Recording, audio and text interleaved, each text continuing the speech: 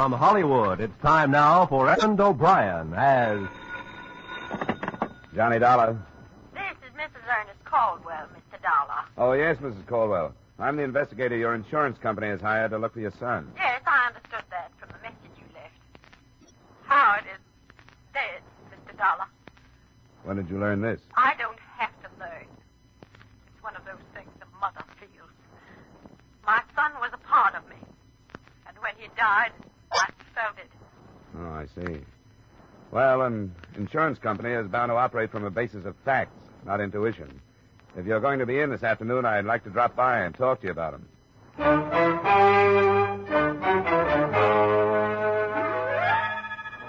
Edmund O'Brien in another adventure of the man with the action-packed expense account. America's fabulous freelance insurance investigator. Yours truly, Johnny Dollar.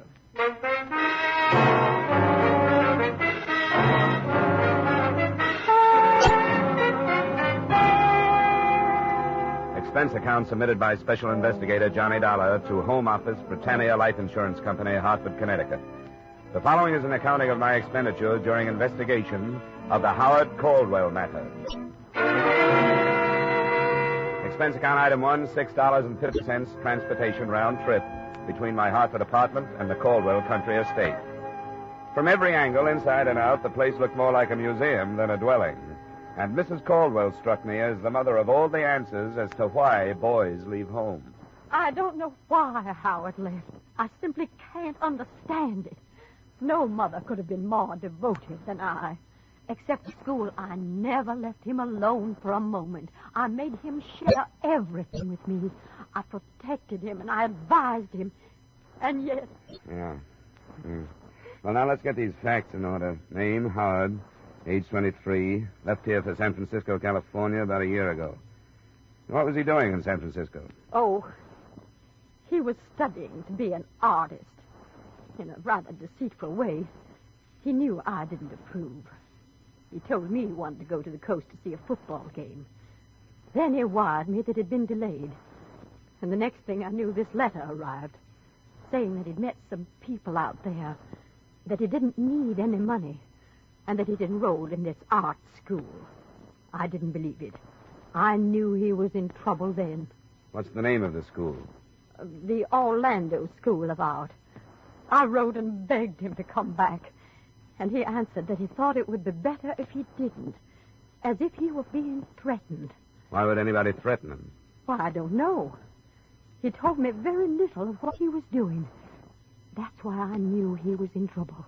Because we always shared everything. He'd never kept secrets from me. I think you're exaggerating this thing, Mrs. Caldwell. I tell you I'm not. You haven't told me any one thing that I What should I think when he writes that I'll never see him again? When he tells me not to go to the police because it won't do any good. That he's gone to another life. Here's a letter. Read it for yourself. The letter did say that. The date on it was a week old, and it went on to make other vague references to danger and death. But a statement that the mother had ignored came, to my mind, closest to the truth. Howard Caldwell had written, "If I had been mentally equipped for life as other people are, this wouldn't have happened, and I could have lived."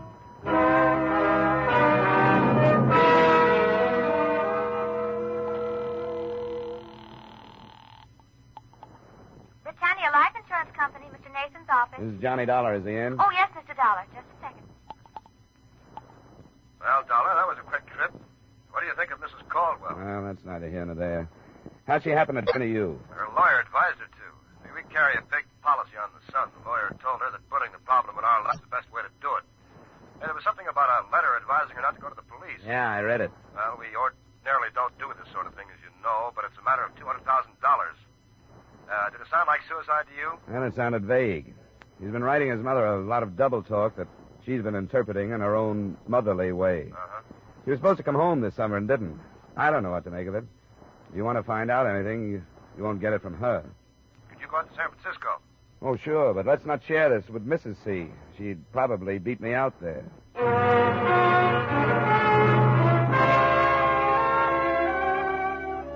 Expense account item 2, $200 airfare and incidental costs, Hartford to San Francisco. Expense account item 3, $170 cab fare from my hotel, the Bellevue, to the last known address of Howard Caldwell, a brownstone in a row of brownstones on Taylor, a street that climbs one of San Francisco's 7 hills. The apartment house manager was in and would oblige. Well, he hasn't been here for a week and a half. I've been taking his mail up to his apartment, but his box gets so full they can't get any more in. The apartment is still in his name? He paid up 3 months in advance. You mind if I look it over? Well, I suppose it's all right if you're trying to help it. It's up here. Mr. Caldwell say anything to you about leaving? Well, no, he didn't. I hope there isn't any trouble. But you'd think he'd come for some of his clothes if there wasn't, wouldn't you? They're still here? I couldn't help noticing after he'd been gone so long, without a word. Oh, sure. Yeah, this is it. 22.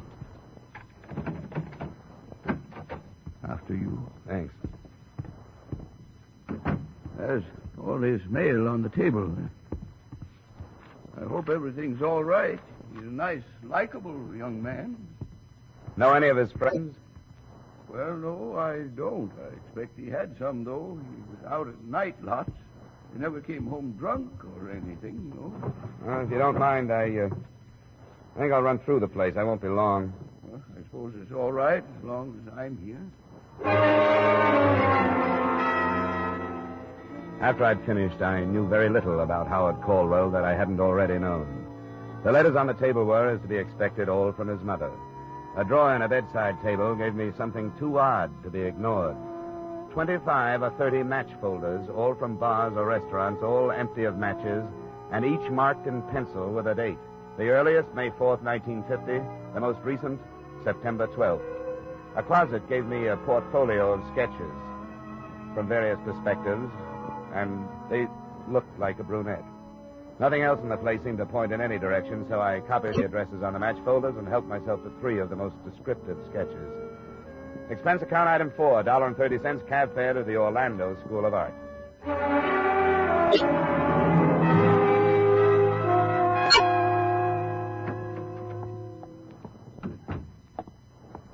How do you do? I'm Beatrice Orlando. Did you wish to see me? Yes, I'm a private investigator from Hartford, Connecticut. I'm here trying to locate a student of yours. Howard Caldwell. That's right. You're fast. Not at all. I take a personal interest in my students. It was so strange the way he just stopped coming to class. He was doing so nicely and seemed to enjoy his work. Is he in trouble? I don't know. I wonder if you could tell me which of his classmates were personal friends of his. Well, I don't think any of them were. Here. Look at these. Oh. Yes, that's Howard's work. Excellent, don't you think? And that model, she must be a gorgeous girl. Isn't she one of your models? I only wish she were. Remarkable, the lines and planes. Yeah. Do you think she's real? Drawn from life, of course. No wonder he didn't bother to make friends here.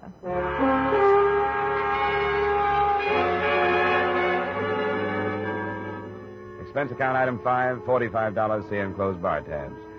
That night, I started making the rounds of the addresses I'd copied from Howard Caldwell's collection of dated match folders. They led me from San Francisco's North Beach section to another area called the Mission, across the bay to the city of Oakland, and back to San Francisco.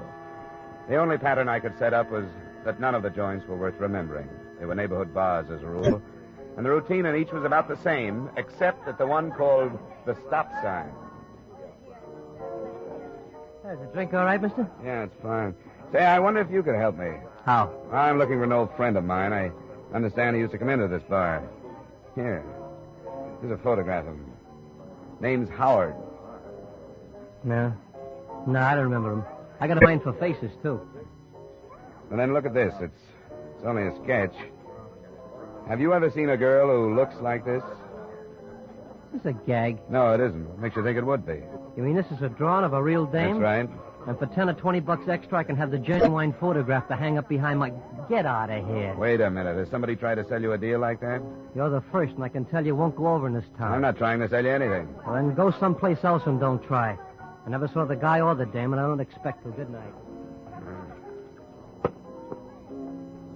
Hey, let me see a picture, will you? Sorry, Mac. It's private. Oh, wait a minute.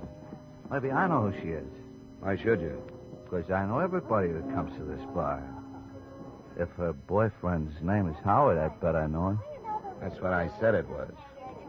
Did you say it was Caldwell? Where can we talk? Come on, outside.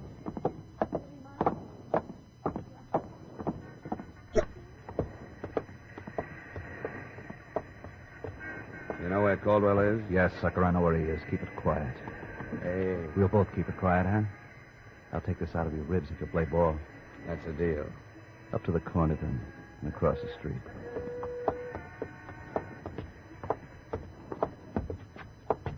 Now across that parking lot.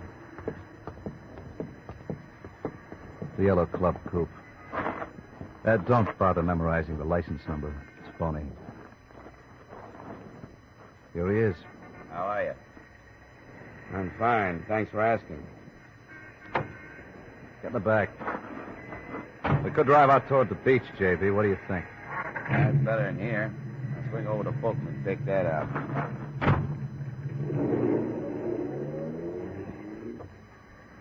How'd you get the addresses of these bars? How did you find out about me? We've been waiting for somebody to show up. Been watching his apartment.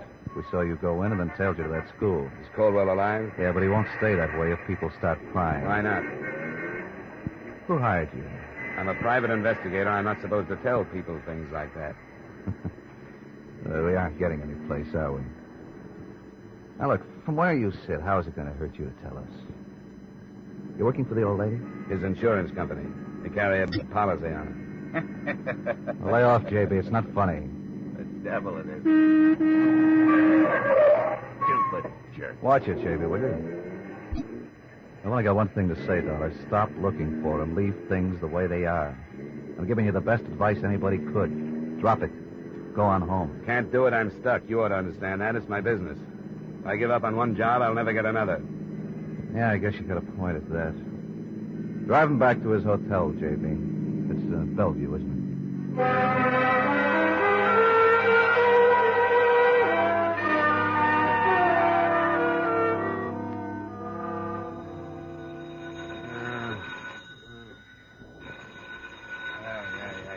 Yeah, wait a minute. Yeah, what is it? It's 5:30. The early edition seeing the streets. What? Who is this? You'll remember when you wake up. Go buy an Examiner. Page 1. Headlines. Yes, sir.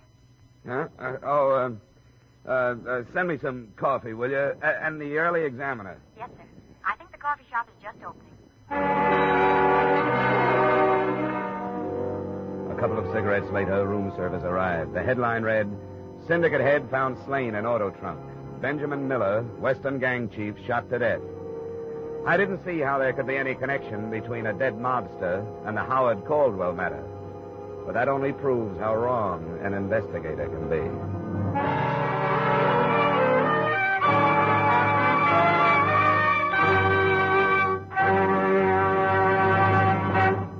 In just a moment, we will return to the second act of yours truly, Johnny Dollar, starring Edmund O'Brien. But first, some more of radio's greatest stars check in at CBS The Stars address this Sunday night. The first you'll hear are Amos and Andy. Then, a little later this Sunday, we'll welcome Red Skelton back from summer vacation. With Joey Adams, Eve Arden, Jack Benny, and Corliss Archer already on hand to bring you great comedy, be sure you add Amos and Andy and Red Skelton to your Sunday night listening dates, starting this Sunday over most of these same CBS stations. And now, back to our star, Edmund O'Brien, and the second act of yours truly, Johnny Dollar.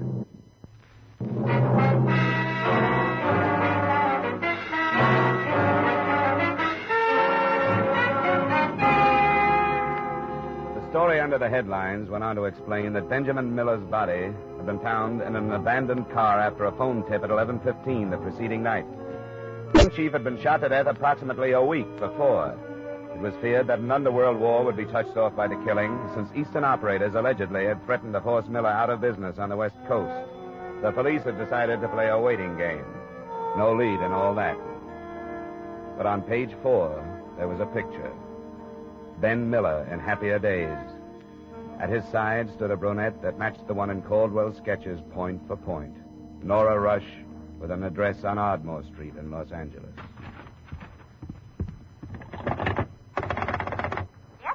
Does this hotel have a travel agency? It's only 6, sir, and they haven't opened, but maybe I could help. Well, I want to leave for Los Angeles as quickly as I can. What plane is there? Oh, I can tell you that. Just a moment, please. Sir, Yeah. United Airlines have a flight leaving in 45 minutes. Can I make it? It'll be close, sir. I could phone for you and get space if possible. Oh, I'll thank you later, Angel. Just one more thing. If I get any calls, you don't know where I am, huh? Yes, sir.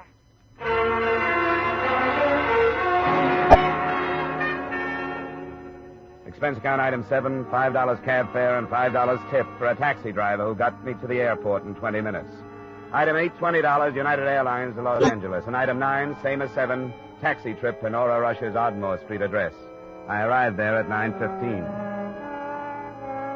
She was still in a robe when she answered the door, but the trace of makeup, which was all she needed for her face, and the soft hairdo, made me wonder if she was expecting me. There's certainly no reason to be anything but truthful.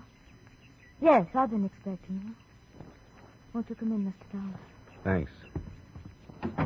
Come in here. You have good friends in San Francisco. Yes, I have. Very good friends. Just put your coat any place and sit down. Thank you. Well, then I take it they've told you why I'm on the West Coast. Yes. You've come to look for Howard Caldwell. There's coffee. Would you like some? No, thanks. I've had plenty. Do you know where he is? No, I don't. No, I don't know where he is.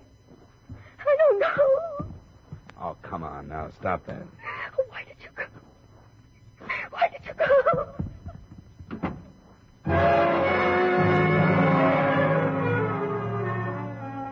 That was the end of the test run. I rattled around the rest of the place for almost an hour while I waited for her to come out of the bedroom. I didn't feel like snooping, but I couldn't help seeing a framed photograph that had been hastily hidden under a mat on the piano. It was young Caldwell, but not the subdued, dead-faced kid in the picture I'd gotten at his Connecticut estate. Instead, a guy with some enthusiasm in his friendly eyes. I was in the kitchen drinking the coffee when she came out. What are you doing? Waiting for you? Why don't you leave? Well, if I did, somebody else just like me would show up. Maybe he'd make you unhappier than I do. It's that kind of a racket. I sympathize with you. You should. You put me on the defensive. I hadn't noticed. How did I do that? You started by posing for some sketches. And you're stronger in person. You saw them? Yeah. They're in the hotel room in San Francisco. Or at least, that's where I left them. Who else saw them? A few bartenders and his art teacher. Oh, that little fool. Tell me he destroyed them. Did you say bartenders? Yeah. He had a match folder collection all dated from a series of nondescript hideaway-type bars. Oh, how could he have been so stupid? Could he have been in love? Well, he didn't act out of his mind. He lied to me. He told me there was nothing to link us together. What's the difference if there is? Because Howard killed Ben Miller. And nobody will believe it now. Why won't they believe it? It was my gun. Registered? Yes. Where is it? Howard has it hidden. I loved him and all that. But the true story has... Oh, you've got to believe. You haven't told me. I will, Mr. Dollar. I have to sit down. All right, come on, over here. How did you meet Caldwell? I was going with Ben Miller. Not because I thought anything about him, but he was so powerful out here, and I'd just come from Chicago. Caldwell? Well, it was one of those parties. Some of the models from the Orlando school were invited just to fill out. It was Howard's school, and one of the girls had talked him into coming. That's when we met. There was something about him. I don't know. This was in May, I take it. I think so. Spring, anyway. He was supposed to go home for the summer and didn't. I'd meet him in these bars, and he'd come to my place when Ben was out of town. He wanted to sketch me, so... But that's not important. Ben saw me meet him and followed us to my apartment. This was at your place? You had an apartment in San Francisco? Yes. Ben hit me, and Howard went for the gun and killed him. He knew where you kept the gun? Yes. Why? Well, How did he know? In case he ever needed it. Miller's body was found stuffed into the trunk of a car. You don't believe me, do you? Well, there are little things like how did he manage to get the body into the trunk of that car, and how did he manage to steal the car? I'll tell you. He had help. Everybody knew that combination from the east was moving in on Ben and would kill him if they had to. So they've been trying to help Howard. And he was all right till you came out here. Oh, that's a pretty good setup. Ben Miller would be checked off as a gang killing, the kind they so seldom get around to solving. When it cooled off, you could take up where you dropped him. I didn't kill him. A plural you. You're all in it. But I can't quite figure it. What? Why those two friends of yours who picked me up last night would go to bat for a worthless Eastern aristocrat. They want to help him. Why? Well, because he's my friend. Why should anybody take a rap for killing a man like Ben Miller? You don't want him to die for it, do you? Do you? Of course not. We're trying to help him. What are you going to do? Well, the Frisco police are combing the city for leads on the scene of the murder weapon, and a definite link between dead man and killer. I seem to be sitting on all three. You aren't going to the police. That depends on how fast you tell me where Caldwell is. I want to hear his version of the story. I don't know where he is. I told you that. Yeah, I know you did. Wait now, please. Wait just a minute. Please. But just a minute, please. Oh, will you stop it? Just listen to me. I know what you think of me, and I know you don't believe me. But I wish you would, just for a little while. How long? An hour or so. My brothers are flying down. They'll be here by noon. Others? The men you met last night. I wish them before you do anything. It won't be a mistake. I wish you had hit me over the head with something. That's a funny thing to say. Well, what I mean is that kind of trouble makes me mad enough to fight.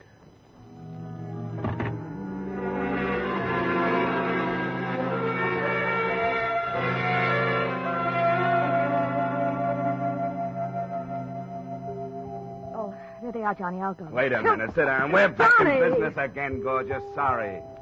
I'll let him in. All right, go ahead, you stubborn jerk. Come in. Where's the other one? He stayed in Frisco. Sorry I couldn't get here faster, honey. Are you all right? I'm all right, Al.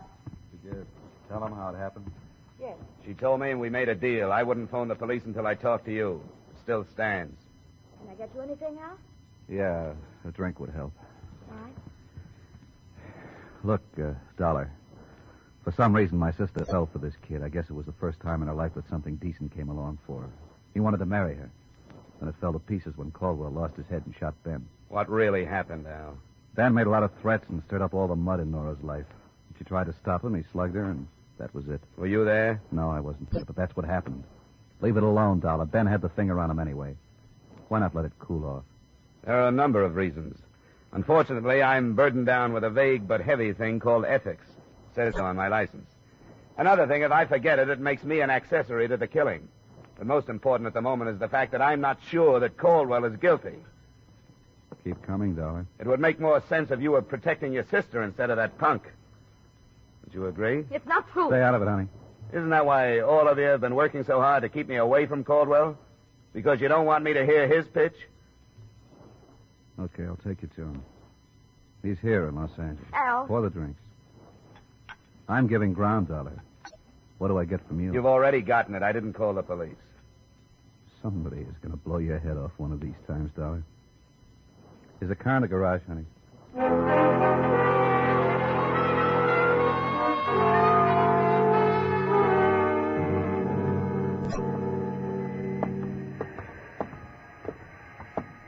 This is it. Upstairs.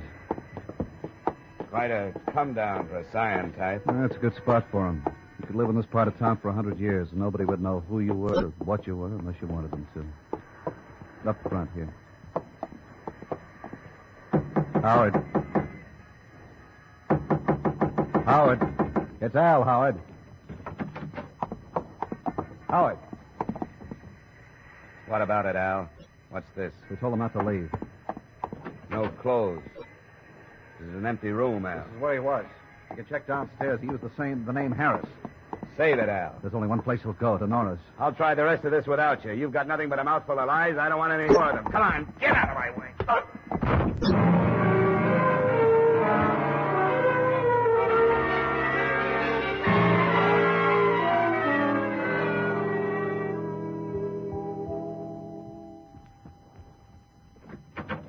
Caldwell here? Yes, he's been here all morning. He came right after you did and hid outside. He's like a crazy. Where is he? In the bedroom. You stay here. My first sight of the all-important Howard Caldwell was not a pleasant one. He was face down on the bed, his head buried in a pillow, and his body shaking with sobs. It took 30 minutes of treatment, some of it not too gentle, to get him into a chair in a reasonably sane state. I'm glad you came. I'm glad you found me. I'm glad to talk to somebody who isn't stupid. I want you to calm down, Howard, and tell me what happened. What happened? You know her, and I do, too. She didn't want to marry me. She wanted to marry my respectable name. Money. Who killed Ben Miller? I did. I killed him because I didn't know what else to do. Because I lived with these people, these low-class people, and I began to think like them. Because I've never thought for myself all my life. I've never done anything before. Anything. I killed Ben Miller, and it's the only thing I've ever done all by myself.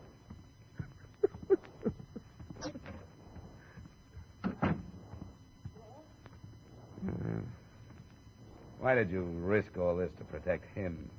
I don't know. Because there was something that drew us together. He was lost, and so was I. And I figured it was my fault. I'd drawn him into my life. He hadn't drawn me into his. I thought I owed it to him. But he's a snob, isn't he? Yeah. Yeah, I'm afraid so. He called me a tramp. But I guess when you take a guy like him, who wants to get away from his kind of life, and a dame like me who wants to get away from her kind, and neither one can figure it out. What can you expect but trouble?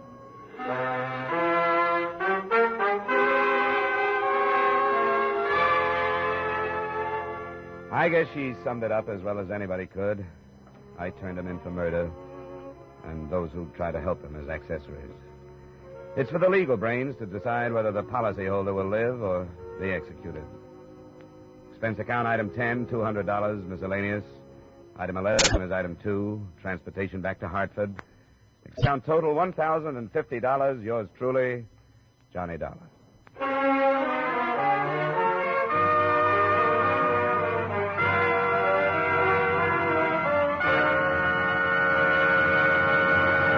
Yours truly, Johnny Dollar, stars Edmund O'Brien in the title role and was written by Gil Dowd with music by Wilbur Hatch. Edmund O'Brien may soon be seen in the Paramount picture Warpath. Featured in our cast were Lorene Tuttle, John McIntyre, Bob Sweeney, Hy Averback, John Boehner, Gene Bates, and Jeanette Nolan. Yours truly, Johnny Dollar, is produced and directed by Jaime Del Valle.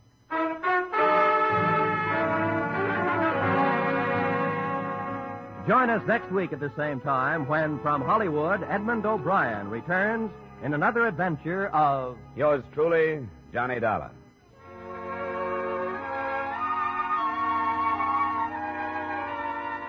This is Roy Rowan speaking. Stay tuned now for Vaughn Monroe's Caravan, which follows immediately over most of these same CBS stations. This is CBS, the Columbia Broadcasting System.